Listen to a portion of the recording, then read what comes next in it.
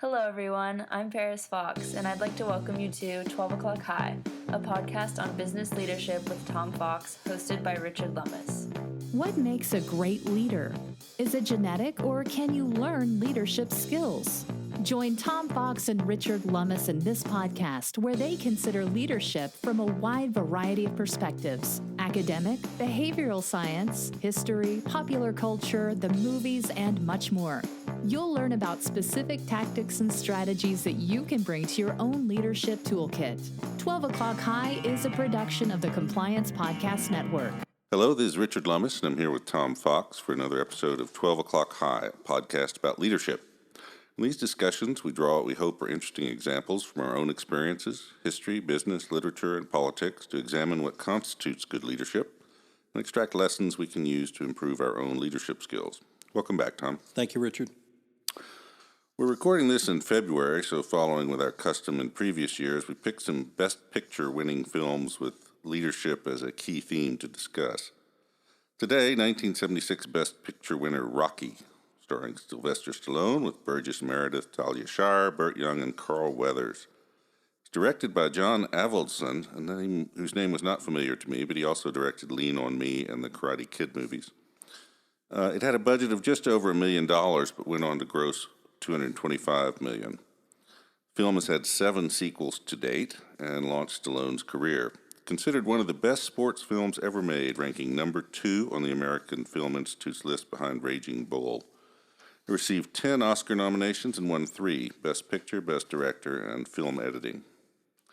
Stallone supposedly wrote the screenplay in 3.5 days after watching Muhammad Ali TKO Chuck Wepner, the Bayonne Bleeder, in 15 rounds.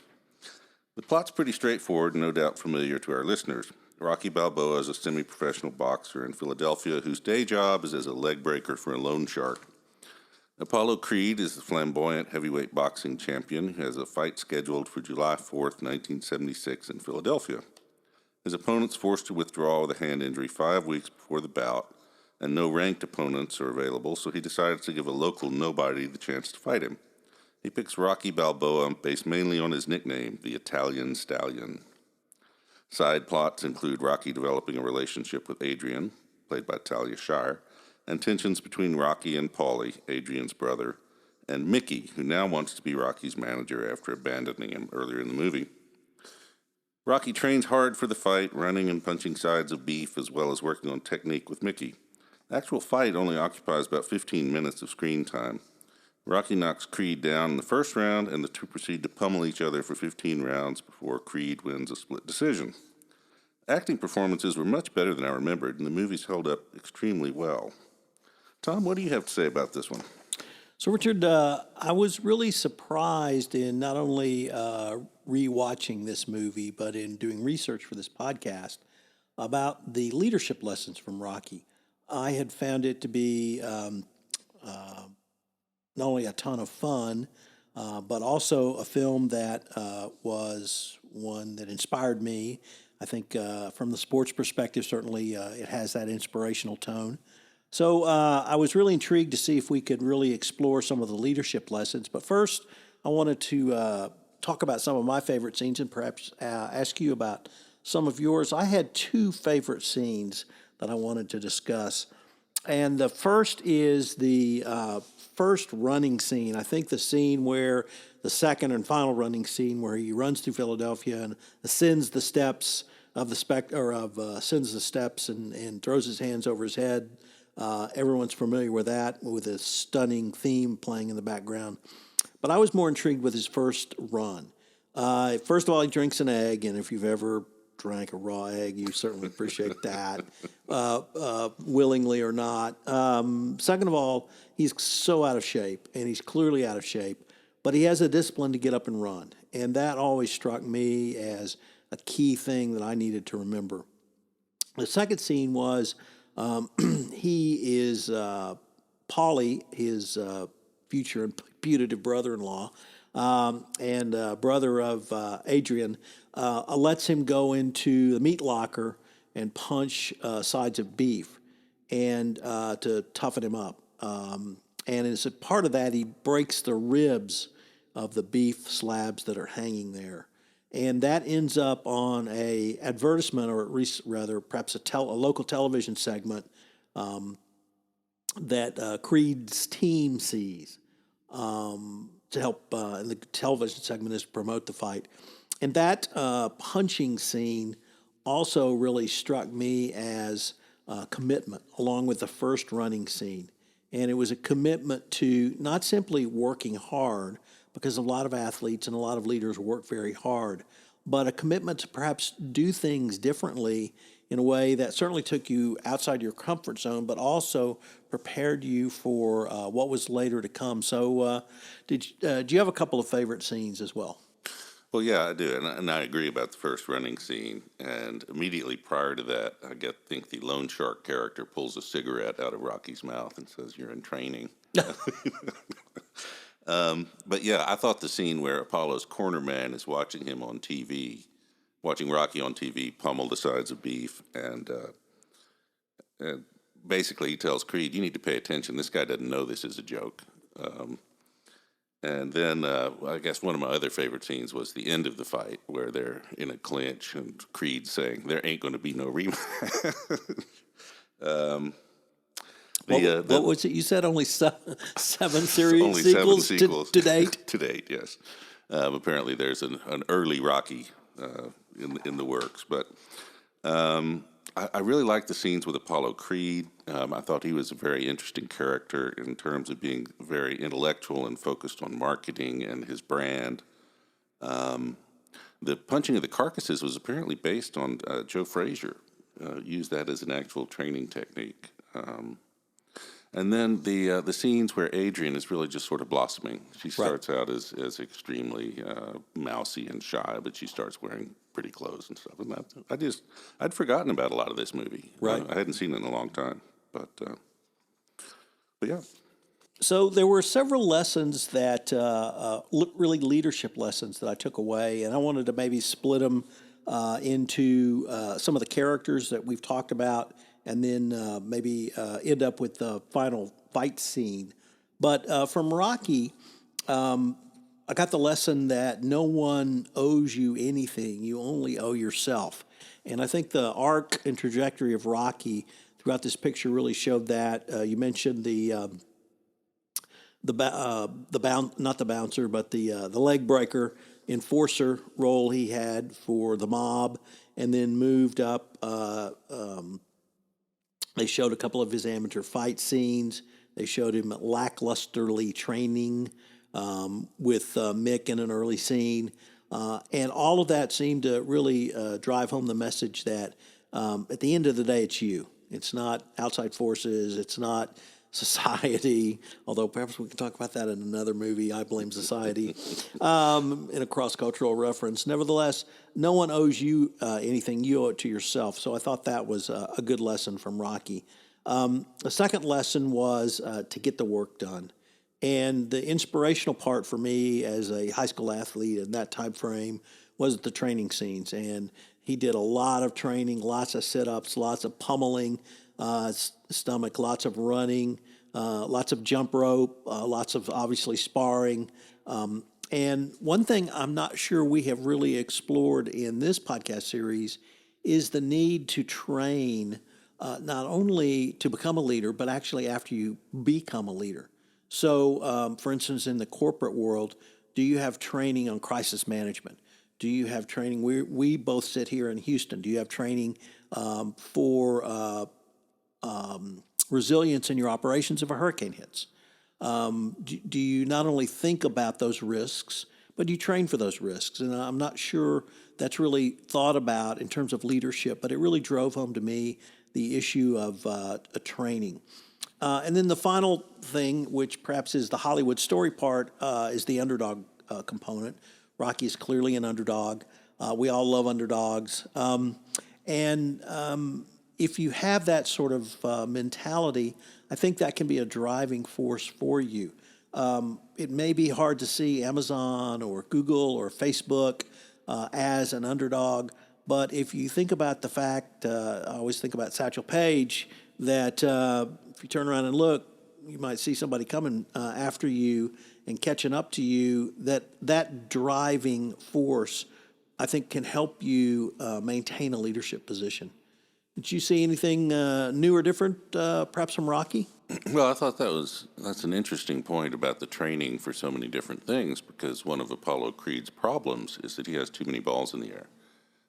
He forgets about training for the fight because he's focused on the marketing and the advertisements and everything else about building his brand, but he forgets about the basis of the brand, which is the ability to punch people.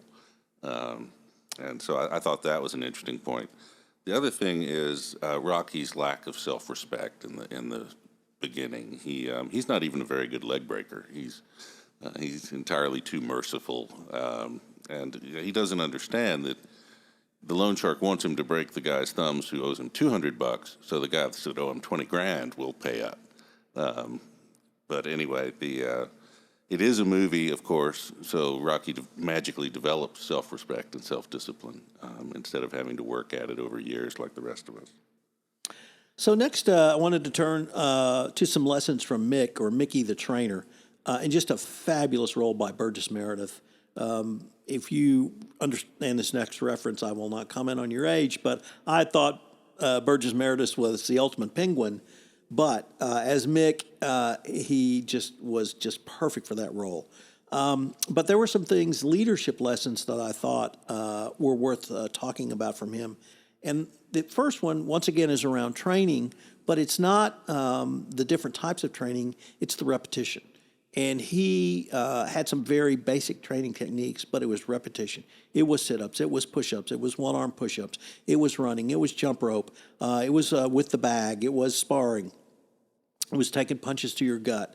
Repetition, repetition, repetition. And once again, I'm not sure, certainly we have focused on that in this podcast series of repetition, but it goes back to the training component I talked about.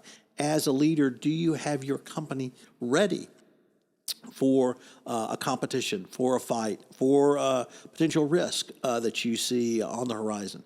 And so I thought that was a good lesson. The second thing was, I think we can probably safely say Mick was about as low-tech as you can get. And in today's world, certainly in leadership, in various corporate disciplines, technology is seen to be on the cutting edge and a forefront to move us into another level of efficiencies and business process. But while tech can be a great business advantage, it really drove home for me the message: you cannot forget the human element. And this was really driven home in the movie with the tying of his shoes together with a long string. Yes. Mm-hmm. And Mick said he got this from Rocky Marciano, or this training technique, and it allowed Rocky to work on his footwork in a way he had not done so. So every time I hear, well, AI is going to take jobs away, AI is really going to move us away from humans, the first thing I ask is, did I miss the memo that Skynet has become self-aware? Because if I did, I'd like that memo. But second is, you're never going to take away the human element, because you have to have a human interpret it. You have to have a human take that information, whether it's data analytics or whatever it is, and utilize that going forward. And there, Mick utilized that information in a way that I thought was significant. And then the third lesson from Mick, tying into one theme that I've talked about throughout this podcast, which is practice for the worst.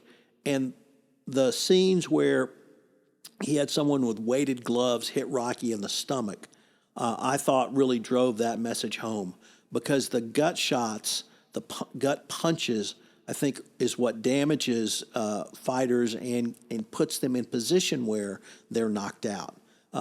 Clearly, everybody thinks about the one knockout punch, but it's those continual gut punches that get you to drop your guard, leading to a knockout punch near the end of the fight. So he was really practicing for the worst and helping Rocky get ready in that manner. Yeah, I thought the Burgess Meredith was wonderful, and researching this, that he appeared in 4 different Twilight Zone episodes, which is, I think, tied for the most. But the whole string on the shoes was also about balance and the importance of balance, which I thought was a nice metaphor. The other thing about the role was that he had abandoned Rocky because he was disgusted that he was just a waste of natural talent because he lacked any self-discipline and drive to train and get better. And then he had to go grovel to Rocky to get the job as his manager. And he was willing to do that. And I think he recognized, I guess, an error.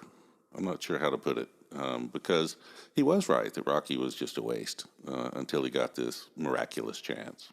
But anyway, so be careful about people on the way up.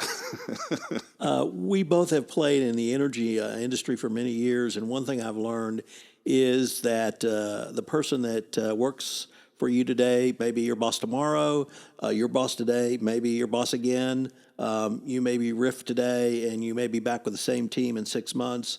So maintain civil relationships, I think, with your coworkers, those who work for you, and those who you work for is a good point as well. Yeah. Now, what do you think about the character of Apollo Creed? Well, first of all, absolutely loved Apollo Creed. Carl Weathers was made for this role in every way, shape, and form. The scene you referenced a little bit earlier, I think, absolutely spoke to the biggest mistake that Creed made, which was he took Rocky too lightly. But I'd like to maybe talk about it in a little bit different light, which was that clearly Apollo Creed was the intellectual force in this movie. And he thought about the boxing fight. He thought about the giving a relative no-name a chance on July 4th. You're correct about the Italian Stallion connection. All the way to the costume that he wore as George Washington coming into the fight. He really thought about all of this. He thought about his brand. He thought about his image. And the part, though, that you also correctly identified was the part of his brand he forgot was his relationship to his fans. And that relationship was based on being the world's greatest fighter. And if he had remembered that, and it really drives me to this message that as much as we have talked about training in this podcast, the greatest muscle is the mind. And that you have to continually work your mind, which Creed did, but he had a blind spot, and he developed that blind spot. And as we saw, he was successful in this fight. I suppose we shouldn't spoil anyone who hasn't seen Rockies 2 through 7, so we won't say what may or may not happen in subsequent fights. But it really drove home the message that the mind is the greatest muscle. And then I joked a little bit about Satchel Paige a little bit earlier about not looking behind you because somebody's going to be catching up. But I think in business you have to be. You have to be cognizant of your competition. You have to be cognizant of what they're doing. One of my observations, I work for a major energy company, in that a company that got a lead in one particular area, whether it might be technology, whether it might be products, services, some innovation, typically they would ride that innovation as long as they could. And a competitor's response would not be to have take that innovation and run with it. They would develop a new innovation, and they would jump over us or the company that started with innovation one. And it was a series of jump steps.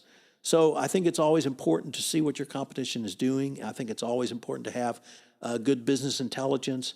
And I think that's something that a leader needs to be cognizant of, what's going on around them. In many of the podcasts we've talked about, we talk about politics, so we talk about social, we talk about other types of reputational damage. But actual commercial competition is something that's important as well. That's an interesting point, because people seem to think that innovation is new, that change is something that was not present in the world before the modern day, and that's just not quite the case.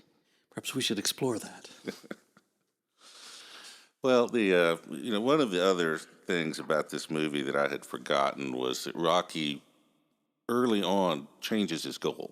He doesn't want to win the fight. He just wants to last 15 rounds.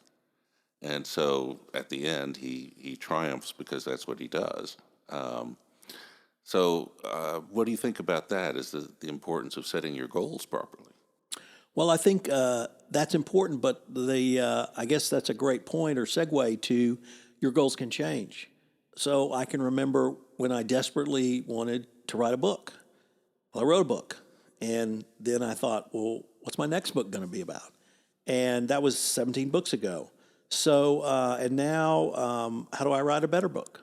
Or when we started this podcast, I don't suppose it would be an insult to either of us to say we're probably weren't as good then as we are now. And we're much more prepared. We're much more self-assured.